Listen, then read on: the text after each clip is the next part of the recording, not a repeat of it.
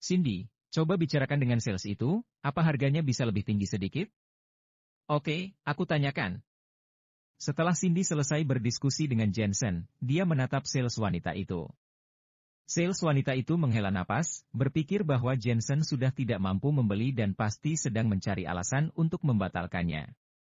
Wajar saja, 280 juta, tidak semua orang punya uang sebanyak ini. Cindy berkata, aku baru saja mengobrol dengan temanku, dan kurasa harganya masih bisa dinegosiasi lagi. Memalukan. Sekelompok pemuda asing itu mulai mengejek. Tawar-menawar. Mau ditawar jadi 100 juta yuan? Akan saya bantu semampunya. Sales wanita itu juga berkata dengan canggung. Maksudnya temanku minta harganya dinaikkan lagi, kata Cindy. Apa? Menaikkan harga? Sales itu tercengang. Begitu juga orang di sekitarnya. Semua orang mengira bahwa Jensen menawar harga lebih murah, tapi malah ingin menaikkan harga. Sial, sebenarnya siapa yang menjual rumah? Sales wanita itu berbisik, bukan tidak bisa. Kalau Tuan menganggapnya murah, aku bisa menaikkan harganya hingga 300 juta, bagaimana menurut Tuan? Mendengar itu, dia sedikit khawatir Jensen beranggapan dia terlalu serakah.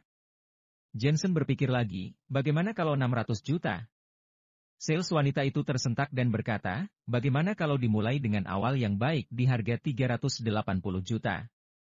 Tidak, minimal 580 juta. Jensen menggelengkan kepalanya, kalau tidak setuju dia juga batal membelinya.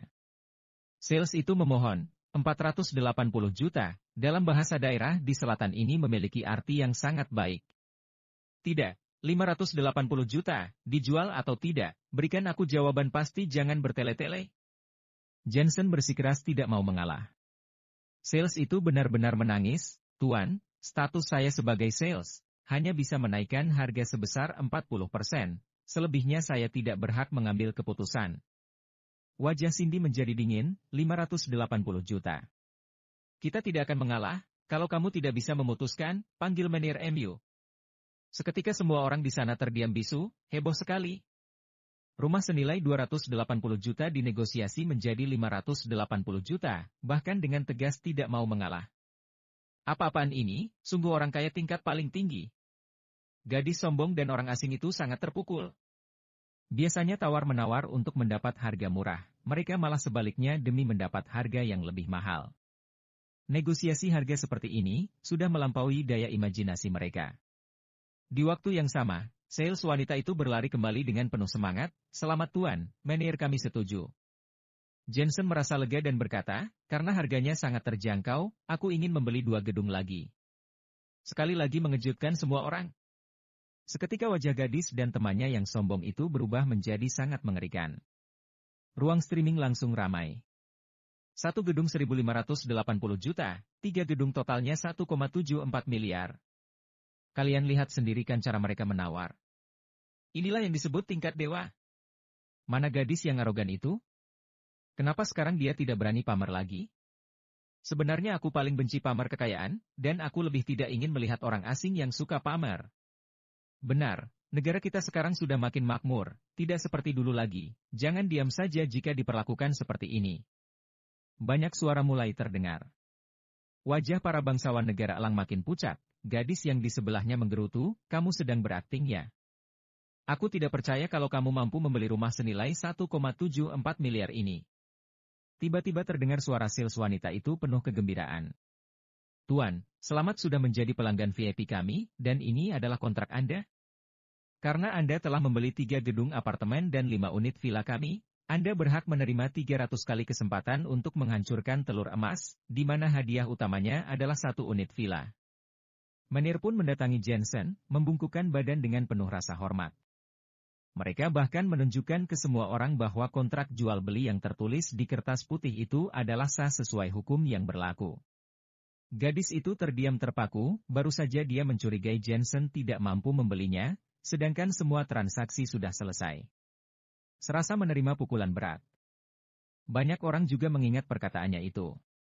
Apalagi sebelumnya dia pernah bilang kalau orang miskin harus melayani orang kaya, kini Jensen lebih tinggi darinya, itu artinya dia harus melayani Jensen dan tidak boleh melawan meski dipukul atau dimarah. Wanita itu bersikap dingin dan cuek terhadap semua orang. Sales wanita itu bersikap cuek supaya tidak menyinggung perasaannya, dia segera mengajak Jensen memecahkan telur emas. Tuan, bolehkan Anda jelaskan sedikit pendapat Anda tentang bagaimana rasanya membeli rumah sebanyak ini dalam sekejap? Sales wanita itu memberikan mic pada Jensen. Jensen mengambil mic dan menghela napas. Soal undian itu aku tidak mau, tapi aku belajar banyak dari kejadian ini. Semua mata tertuju hanya pada Jensen, dia menjadi pusat perhatian banyak orang. Termasuk para bangsawan dari luar negeri itu pun menatap Jensen dengan sirik. Bagaikan tradisi keluarga yang turun-temurun, kemanapun mereka pergi, keluarga mereka memang selalu menjadi pusat perhatian. Sial, aku mau tahu pelajaran apa yang dia dapat. Seorang wanita dari luar negeri yang berusia 40-an tahun mengeluarkan HP lalu memotret Jensen. Nada suara yang tidak enak didengar, sudah jelas memiliki niat buruk dalam hatinya. Jensen mengambil mic lalu duduk, halo semuanya, aku dari ibu kota datang ke selatan untuk mencari peluang baru, belakangan ini aku mengalami kesulitan, aku tidak peduli dengan uang, dan berharap bisa memakai uang untuk melakukan hal-hal yang bermanfaat. Setiap hari aku memutar otak untuk memikirkan bagaimana cara menghabiskan uang ini, aku sungguh terpuruk, hariku lewati terasa seperti setahun. Tapi, uangku seolah-olah bisa bereproduksi, makin hari makin banyak saja. Bahkan menjadi seperti beban berat, yang dipikulkan ke pundakku, membuatku sengsara setiap harinya. Suasana menjadi hening. Bangsawan negara elang dan wanita yang memotret Jensen dan tidak bisa menahan diri memakinya, keparat. Rakyat jelata semua menderita karena tidak punya uang, tetapi orang ini menderita karena dia memiliki banyak uang. Menyebalkan sekali. Mereka belum tahu, uang ini seperti serangga penghisap darah. Setiap hari menghantui dan mematahkan semangatku, yang tersisa hanyalah tubuh saja. Sialan. Kedua pemuda asing itu juga ikut-ikutan memakinya. Seperti apa yang Tuhan katakan, segala sesuatu ada karmanya, mungkin aku telah melakukan terlalu banyak hal buruk, makanya aku disiksa oleh uang. Jensen hidup dengan penderitaan, aku merasakan tekanan yang begitu luar biasa yang tidak seharusnya tidak kualami dalam usiaku sekarang. Siapakah yang bisa mengerti aku? Persetan. Ya ampun, orang ini menjengkelkan sekali. Aku benar-benar ingin menghajarnya.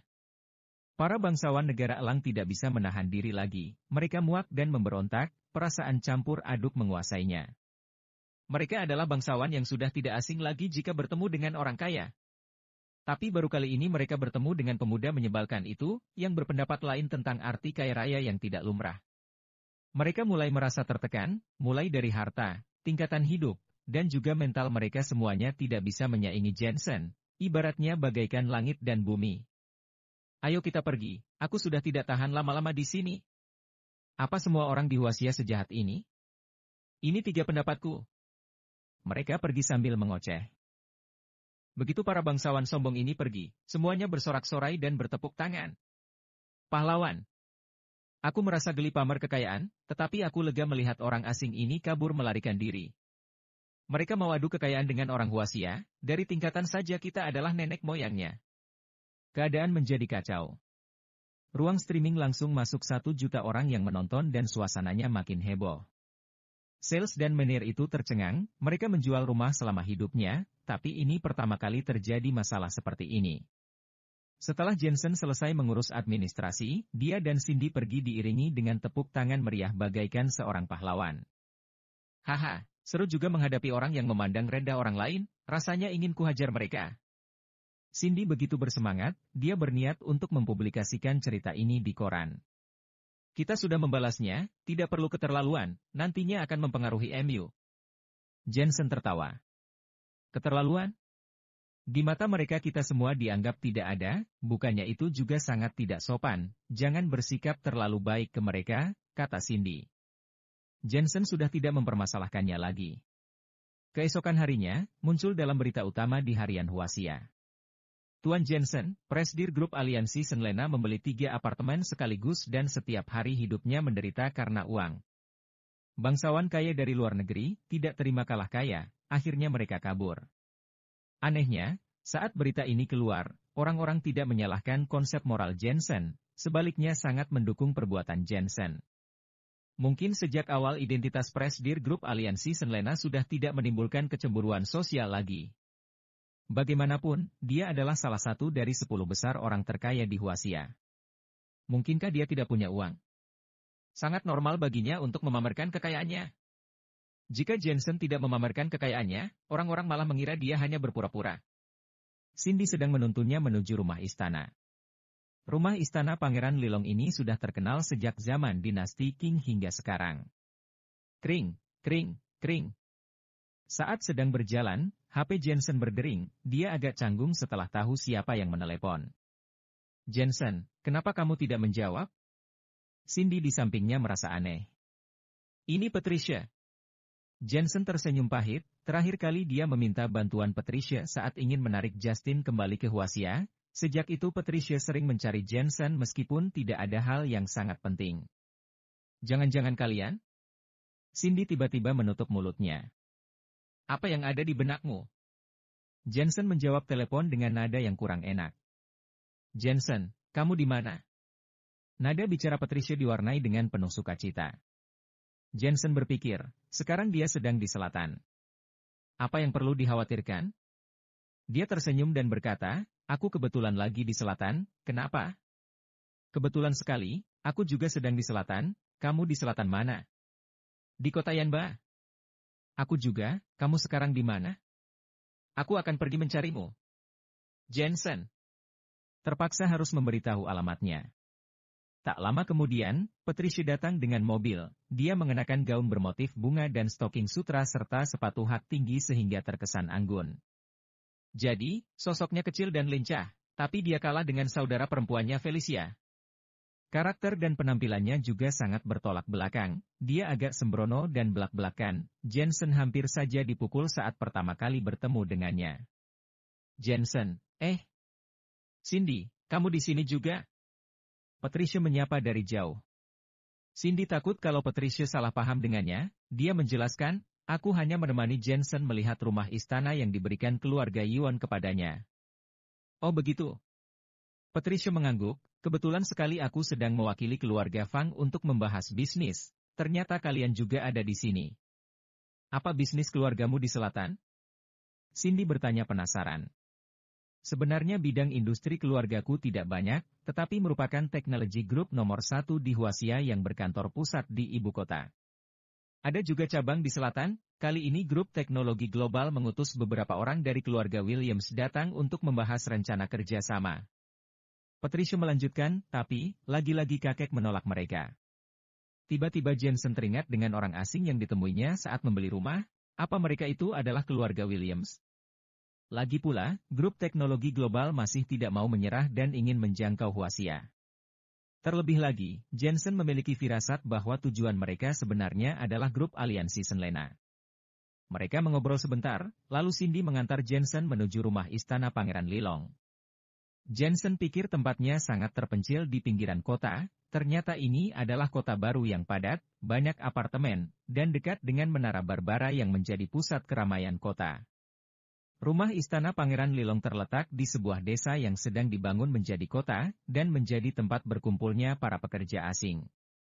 Ketika berjalan masuk agak ke dalam, perlahan suasana menjadi makin sunyi, dan terlihat istana kerajaan kuno persis berhadapan dengan apartemen. Sepertinya tidak terlalu banyak orang di sini. Sambil berjalan, Patricia merasakan ada sesuatu yang tidak beres. Tempat ini berhantu, beberapa tahun lalu, seseorang melompat dari apartemen. Setiap malam selalu terdengar suara tangisan. Siapa yang berani masuk?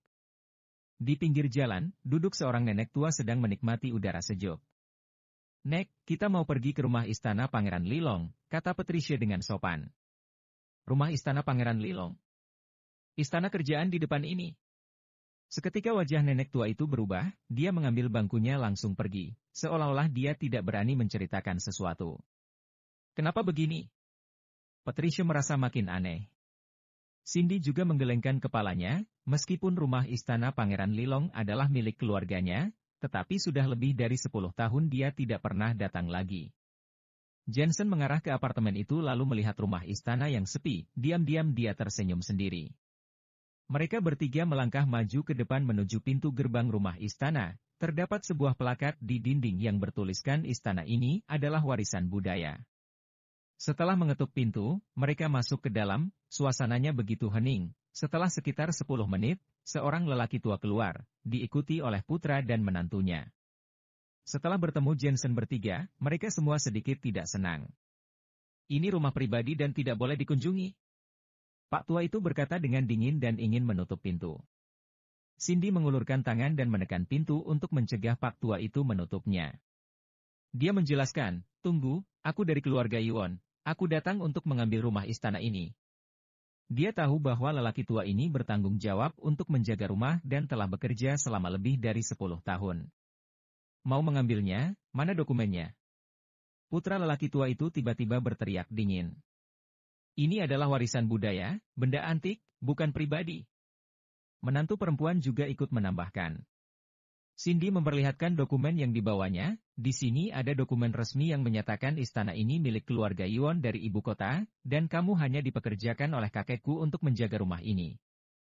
Pak tua mengambil dokumen itu lalu memberikan ke putranya untuk dilihat, matanya berkedip-kedip. Putranya pun bingung, berkata, bagaimana kita tahu surat ini asli atau palsu? Kita sudah tinggal di sini selama 3 generasi, lalu kamu mau mengusir kami pergi dari sini.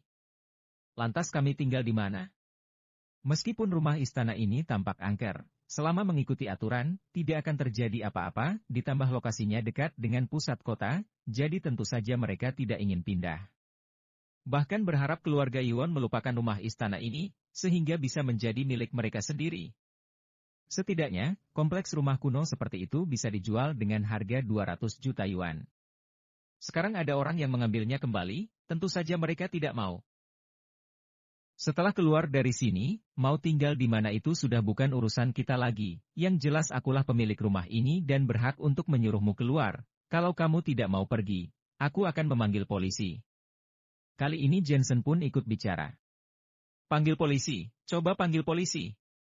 Mereka tidak takut sama sekali, kami telah tinggal di sini selama lebih dari 10 tahun, tetangga di sini semua tahu tentang kita, kalau masalah ini menjadi besar, lihat saja siapa yang akan dibela. Lagi pula kita tidak akan pergi. Menantu Pak tua itu menyolot. Jensen tertawa.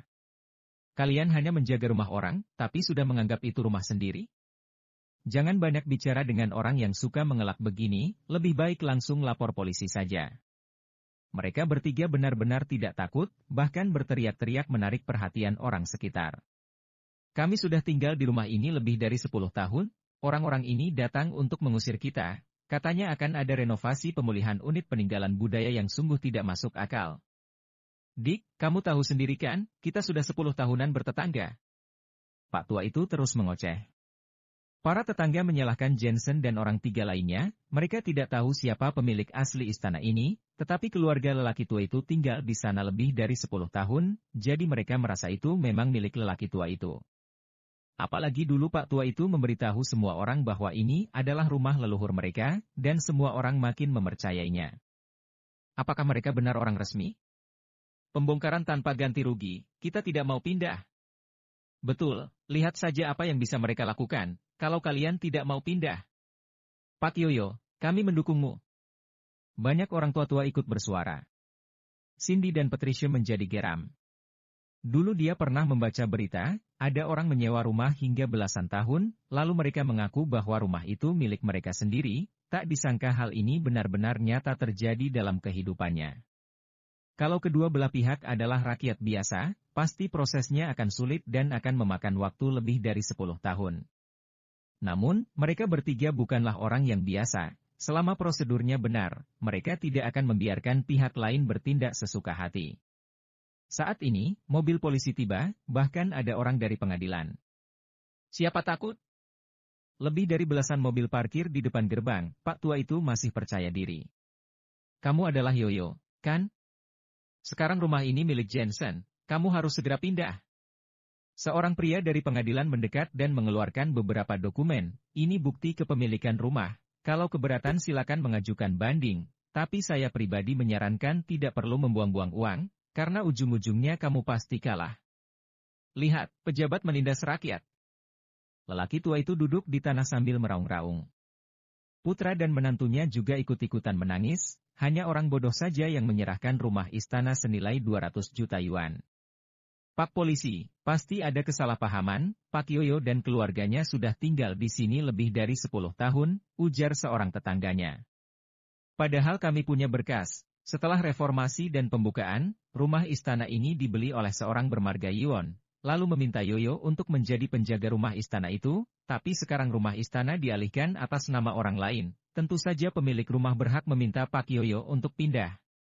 Seorang pria dari pengadilan dengan sabar menjelaskan, semuanya ada bukti nyata, tidak bisa semena-mena mengatakan ini milikmu karena telah tinggal di sini selama lebih dari 10 tahun. Lalu dia mengeluarkan selembar kertas yang sudah menguning ada tanda tangan Pak Yoyo. Tetangga di sekitarnya perlahan mengerti situasinya, jadi mereka tidak bisa berkata-kata lagi. Pak Yoyo, pengadilan akan memberimu waktu sebulan untuk pindah. Kalau sudah waktunya masih belum pindah, kami berhak memaksamu untuk keluar. Lanjut pria itu, selain itu, kami juga punya informasi rumah leluhur keluargamu, yaitu di desa Mango Village dan bukan penduduk asli kota Yanba. Semuanya, tolong aku. Lelaki tua itu mengalihkan pandangannya ke orang-orang di sekitarnya, tolong masukkan surat kabar, pejabat ini menindas rakyat jelata. Sayangnya, tidak ada yang membantunya. Bukti-buktinya lengkap, hingga informasi rumah kediaman leluhurmu, bagaimana aku bisa membantumu? Ketika lelaki tua itu melihat tidak ada yang membantunya, ekspresinya begitu jelek, dia berteriak marah-marah, pindah ya pindah, jangan salahkan aku kalau rumah ini tidak bisa sembarangan ditinggali, jangan sampai memakan korban baru. Setelah mengatakan itu, dia masuk ke dalam rumah membereskan barang-barang. Orang-orang di sekitar teringat akan suatu rumor, diam-diam pergi meninggalkan tempat itu. Tuan Jensen, aku akan menyerahkan rumah ini kepada kalian. Setelah pengadilan selesai menyerahkan berkas kepada polisi, mereka juga pergi. Sekitar setengah jam lebih, gerbang besar yang tadinya ramai hanya tersisa Jensen bertiga.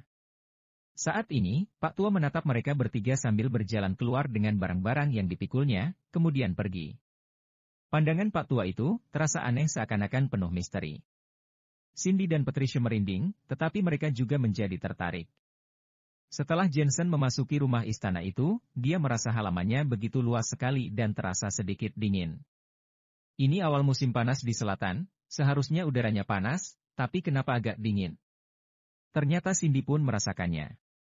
Ini dipengaruhi oleh letak dan bentuk bangunannya, yang menjadikan siklus udaranya bagus dan terasa sejuk. Jensen tersenyum, dia jalan-jalan mengitari halaman dengan Cindy. Terlihat ada sekitar 100 kamar, dan juga danau, bisa dibayangkan betapa ramainya tempat ini di zaman dulu. Berbeda dengan sekarang, rumput liar belantara, kamarnya sudah lama tidak ditempati sehingga, penuh debu dan jaring laba-laba, memberi kesan hancur berantakan. Pantas saja tidak ada yang tinggal di sini, kalau aku disuruh tinggal di sini pun aku tak mau. Patricia menghela napas, dalam hatinya ini mengerikan sekali, rasanya hanya hantu yang tinggal di sini. Padahal dari segi metafisika, pencahayaannya sangat baik, matahari bersinar sepanjang hari dan malam juga terlihat cahaya bulan yang indah, cocok untuk ditinggali, kata Jensen sambil tersenyum. Benarkah? Kenapa aku merasa bagaikan rumah hantu, ucap Patricia. Jensen menggelengkan kepalanya, itu karena tempat ini sudah lama tidak dirawat dan dibersihkan, lagi pula ada beberapa benda yang seharusnya sudah tidak perlu lagi, karena aku memilih tempat ini, aku akan menata ulang tempat ini. Setelah itu, dia meratapi 3 apartemen di seberang jalan, dan senyuman di bibirnya menjadi makin lebar. Omong-omong, aku berencana menginap di sini malam ini, bagaimana dengan kalian? Menginap di sini? Malam ini? Cindy menatap Jensen dengan mata terbelalak. Kalau begitu kembalilah ke hotel. Jensen memasuki ruang tamu terbesar di istana itu, mereka bertiga semua tinggal di sini. Kebersihannya boleh dibilang cukup bersih, tapi anehnya begitu banyak kamar, tapi keluarga Yoyo tidak tidur di kamar malah tidur di ruang tamu dengan 3 ranjang terpisah. Cindy dan Patricia menundukkan kepala sambil berdiskusi akhirnya mereka memutuskan untuk tetap tinggal bersama di ruang tamu. Jensen, malam ini kita akan menginap di sini juga. Nona, jangan begitu, tempat ini belum dibersihkan, banyak nyamuk, dan tidak senyaman tinggal di hotel. Jensen memberitahu alasan mengapa dia mau tinggal di sini adalah karena dia berencana untuk membereskan rumah istana ini. Keluarga Miller akan segera pindah ke sini, dan nanti Elena akan menjalani perawatan di sini, jadi harus dibersihkan. Kalau kamu bisa tinggal, mengapa kita tidak bisa? Jangan meremehkan wanita di zaman sekarang, kata Cindy.